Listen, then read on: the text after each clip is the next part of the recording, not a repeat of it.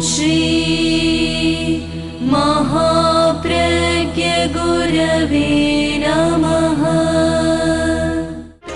जिसके सांसों में रहता है शाश्वत शांति का स्पंदन, उस महाप्रज्ञ को वंदन, उस महाप्रज्ञ को वंदन। सत्य अहिंसा अनेकांत को अर्पित जिसका तन मन, उस महाप्रज्ञ को वंदन, उस महाप्रज्ञ को वंदन।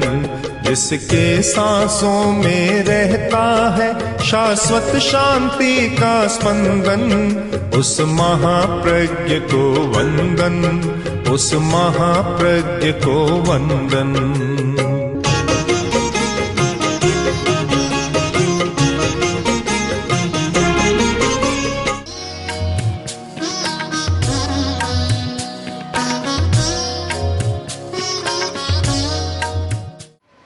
जैन दर्शन में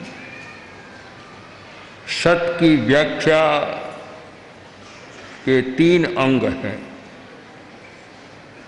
उत्पाद, व्यय और ध्रुव, शाश्वत और अशाश्वत। जो ध्रुव है, शाश्वत है, सदा रहने वाला है, उसके प्रति हमारा एक दृष्टिकोण होना चाहिए। और जो उत्पाद व्यय है, पैदा होता है और चला जाता है, अशाश्वत है, उसके प्रति हमारा दूसरे प्रकार का दृष्टिकोण होना चाहिए। हमारा दृष्टिकोण हमारे कार्य को निर्धारित करता है। कार्य करने में हमारे हाथ, पैर, शरीर के अवयव सब काम आते हैं, पर हाथ निर्धारित नहीं करना कि मुझे हिलना है या अंगुली हिलाना है, ये निर्धारण हाथ नहीं करता। चलना है, पैर चलेगा, पर पैर निर्धारित नहीं करता मुझे चलना है या मुझे कहाँ जाना है। एक हमारा क्रिया तंत्र होता है और एक हमारा ज्ञान तंत्र होता है। मेडिकल साइंस की भाषा में हमारे शरीर में 2 प्रकार के नर्व हैं, सेंसरी नर्व और मोटार नर्व। एक ज्ञान तंतु है और एक क्रिया तंतु है। सबसे पहले किसी भी संगठन के लिए जरूरी है कि ज्ञान तंतु कितना अच्छा है, कितना स्वस्थ है और कितना सुदृढ़ है। इस पर बहुत ध्यान देना आवश्यक है। ज्ञान तंतु पर कोई भी शरीर में घटना होती है, उसकी सूचना अपने आप मस्तिष्क तक, ज्ञान तंतु तक पहुंच जाती है और हमारे ज्ञान तंतु है वह अपनी सूचना लेकर चले जाते हैं। फिर मस्तिष्क निर्धारण करता है, आदेश देता है और वह काम होता है। पैर में कांटा चुभ गया, हमें लगता है कि कांटा निकालने के लिए हमारे हाथ आगे बढ़ गए। इतना नहीं है, उसके पीछे कितना तंत्र काम करता है। पैर में कांटा चुभा और उसकी सूचना ज्ञान तंतुओं के द्वारा मस्तिष्क तक पहुंची और मस्तिष्क में जो तंत्र है उसने एक सारा निर्णय किया और फिर क्रिया तंतु को आदेश दिया, तब हाथ कांटा निकालने के लिए आगे बढ़ता है।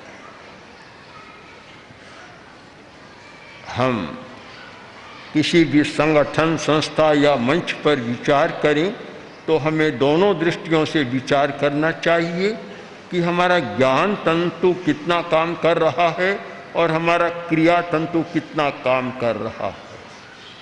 दोनों में साम्य हो और दोनों का ठीक अपना व्यवसाय हो और अपना ठीक अध्यवसाय हो तो कार्य अच्छा संपन्न हो सकता है, अन्यथा कार्य नहीं होता।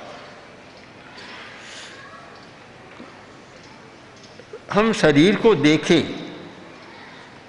तो कितनी सुंदर व्यवस्था है।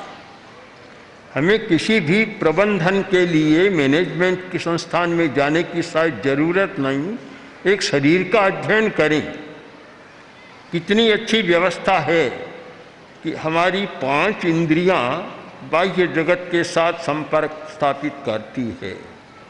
अपना अपना दायित्व है। आँख का अपना काम है। आँख को कान से सलाह नहीं लेनी पड़ती कि अब मैं क्या करूं, करूं या न करूं। अपना अधिकार, अपना दायित्व। आँख ठीक जो भी वस्तु सामने आएगी देख लेगी और देखकर अपना ज्ञान है वह मन तक पहुंचा दे। कान का काम सुनना है, कान सुन लेगा और अपना प्रदत्त वहाँ पहुँचा देगा। कार्य का विभाजन, कार्य की सफलता का, कुशलता का एक महत्वपूर्ण सूत्र है कार्य का विभाजन हो। जब कार्य का विभाजन स्पष्ट नहीं होता, व्यवस्था का सम्यक संचालन नहीं होता।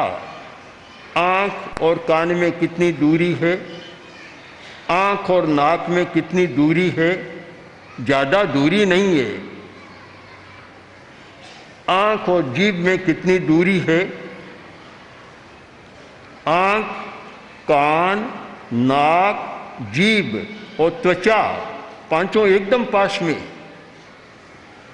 शायद 2-3 अंगुल की 1 इंच की दूरी नहीं है, ज़्यादा दूरी नहीं है, पर कार्य अपना अपना है। आँख के काम में कान का हस्तक्षेप नहीं है और कान के काम में नाक का हस्तक्षेप नहीं है। स्पष्ट अधिकार है, स्पष्ट दायित्व है। पहला प्रश्न ये होता है कि मेरा अधिकार क्या है, मेरा दायित्व क्या है। तो फिर आँख से पूछो कि तुम्हारा कर्तव्य अधिकार क्या है। आँख से कहे कि अब मुझे विश्राम करना है और मैं तो विश्राम करूंगा और कोई आने वाला है, तुम सुन लेना और फिर मुझे बता देना। आँख कभी कान का दायित्व यह नहीं लेती है। कभी अपना अपना अधिकार क्षेत्र है, अपना अपना काम करो, सब अपना अपना काम करें। पर यह तब होता है जब स्पष्टता है, अधिकार की स्पष्टता है, दायित्व की स्पष्टता है कि यह मेरा अधिकार क्षेत्र है और यह मेरा दायित्व है और ये कार्य विभाजन के द्वारा संभव होता है। तो हम अपने ही पास कहीं पढ़ने के लिए जाने की ज़रूरत नहीं, अपने आप को पढ़ें तो पता लग जाएगा कि हमारा शरीर ही स्वयं प्रबंधन का सबसे बड़ा संस्थान है। इसे पढ़ लो, अपने आप सारा ठीक होगा।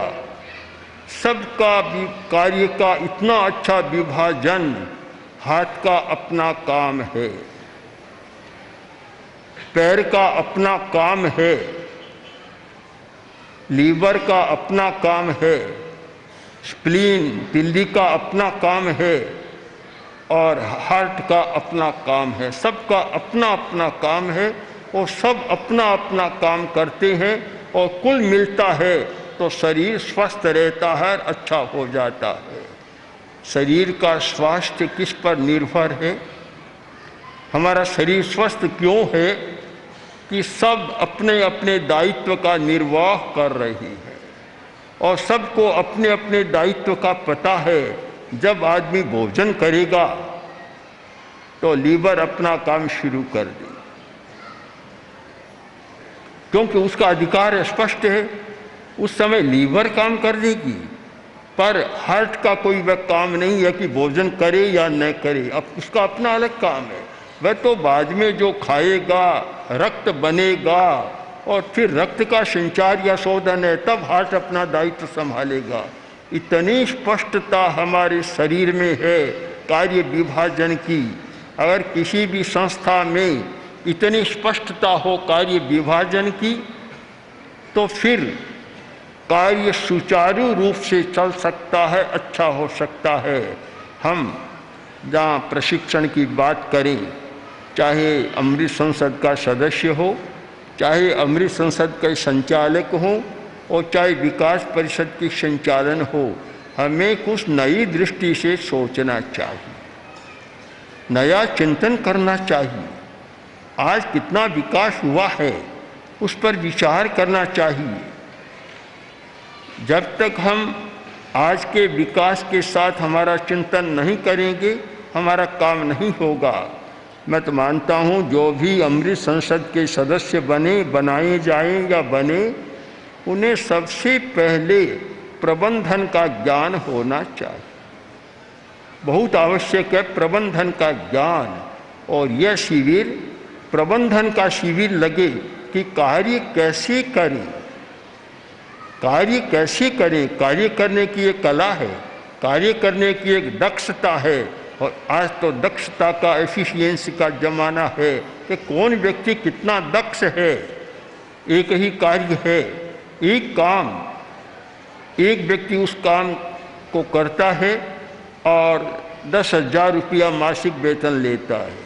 और वही काम एक व्यक्ति करता है, किंतु दक्षता इतनी है कि जहाँ तक मैंने सुना ज़्यादा से ज़्यादा कि 1 महीने का वेतन 1 करोड़ रुपया।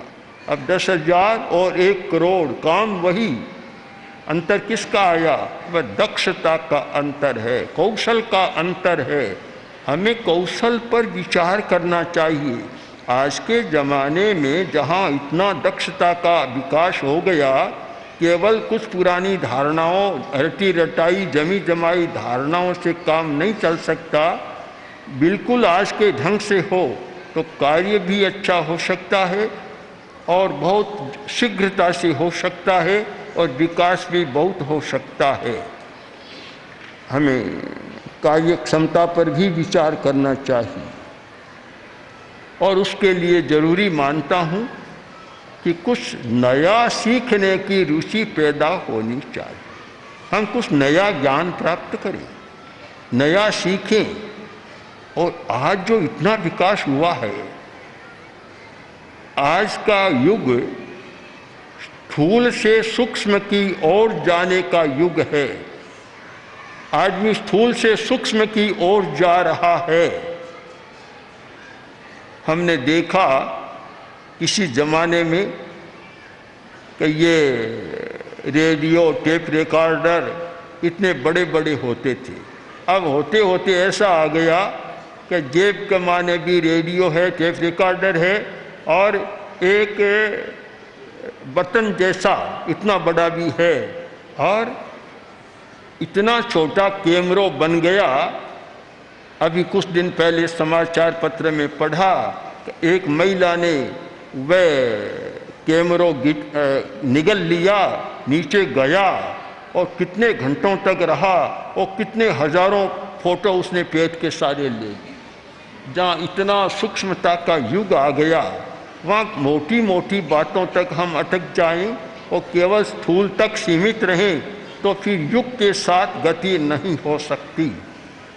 मैं फिर इस बात को दोहराना चाहता हूँ कि हमें शाश्वत को शाश्वत बनाए रखना है, किंतु जो शाश्वत नहीं है, जो परिवर्तनशील है, और परिवर्तनशील के साथ अगर हम न चलें, बदलने वाला है, उसके साथ बराबर न चलें तो हम गति में आगे जा नहीं सकते। इसलिए है कि नया सीखने की रुचि पैदा हो। एक बात और ध्यान देने की है कि अमृत संसद के सदस्य का चुनाव करने की एक कसौटी भी होनी चाहिए कि वह सामुदायिक जीवन के लिए कितना समय देता है, कितना काम करता है। हमारे जीवन के 2 पक्ष हैं, वैयक्तिक और सामुदायिक। एक वैयक्तिक पक्ष है और एक सामुदायिक पक्ष है। मनुष्य का ज़्यादा आकर्षण अपने वैयक्तिक हित में लगा हुआ है, सामुदायिकता की दृष्टि से बहुत कम सोचता है, विचार करता है, व्यक्तिगत स्वार्थ प्रधान हो जाता है। एक बहुत बड़ी समस्या है। और व्यक्तिगत स्वार्थ जहाँ गौण होता है, वहाँ अनीति का जन्म होता है। एक कर्मचारी को वेतन दिया गया। मुनीम जी वेतन दे रहे थे और उसमें 50 रुपये अधिक चले गए। बाद में मुनीम को पता चला कि भूल हो गई और 50 रुपये अधिक चले गए। अब अगला महीना आया, वेतन देना था तो मुनीम ने 50 रुपये कम कर दिए, काट लिए। तो कर्मचारी ने देखा और बोला, सर ये 50 रुपये मेरे कम हैं। उसने कहा कि जब 50 रुपये अधिक गए तब तो तुम बोला नहीं। बोला, सर मेरी आदत है कि एक बार तो गलती माफ़ कर देता हूँ पर बार बार गलती को मैं माफ़ नहीं करता, मेरी आदत है, क्या करूँ। जहाँ यह स्वार्थ की वृत्ति पनप जाती है वहाँ कोई काम अच्छा हो नहीं सकता। जिस व्यक्ति में सामुदायिक चेतना का जागरण हो और जो केवल अपने लिए नहीं सोचता, समुदाय के लिए सोचता है, समुदाय के लिए सोचता है, तो वह अच्छा काम कर सकता है। मुझे स्मरण है गुरुदेव ने स्वर्गवास के कुछ महीनों पहले या एक वर्ष में अनेक बार मुझे कहा, अब हमें एक प्रयत्न करना है कि साधु साध्वियों में भी सामुदायिकता का विकास अधिक होना चाहिए। यद्यपि हमारी सारी पद्धति सामुदायिकता की है, हमारे धर्म संघ में वैयक्तिक बात बहुत कम है, सामुदायिक है, पर गुरुदेव का इंगित इस ओर था। हमारी व्यवस्था तो सामुदायिक है पर सामुदायिकता की चेतना भी जागनी चाहिए। अगर सामुदायिकता की चेतना नहीं है तो व्यवस्था भी सामुदायिक अच्छी नहीं चल सकती, उसमें परिष्कार करना जरूरी है। पहली बात, सामुदायिकता की चेतना जागे। साम्यवाद अर्थहीन क्यों बना कि व्यवस्था तो सामुदायिकता की कर दी पर जनता की सामुदायिक की चेतना जगाई नहीं गई, जागी नहीं, और वही व्यक्तिगत स्वार्थ रहा, व्यक्तिगत स्वार्थ, इसलिए आगे काम नहीं बढ़ सका। 2-3 बातों में समझ लें, क्यों बहुत सारी 150 बातें याद नहीं रहेगी, हम थोड़े में समेट लें कि पहली बात तो है कि जो संचालक है उनके द्वारा कार्य का विभाजन हो, स्पष्ट कार्य का विभाजन, कार्य का दायित्व हो, जिससे हर किसी को पता रहे मुझे क्या करना है, किसी को पूछना न पड़े।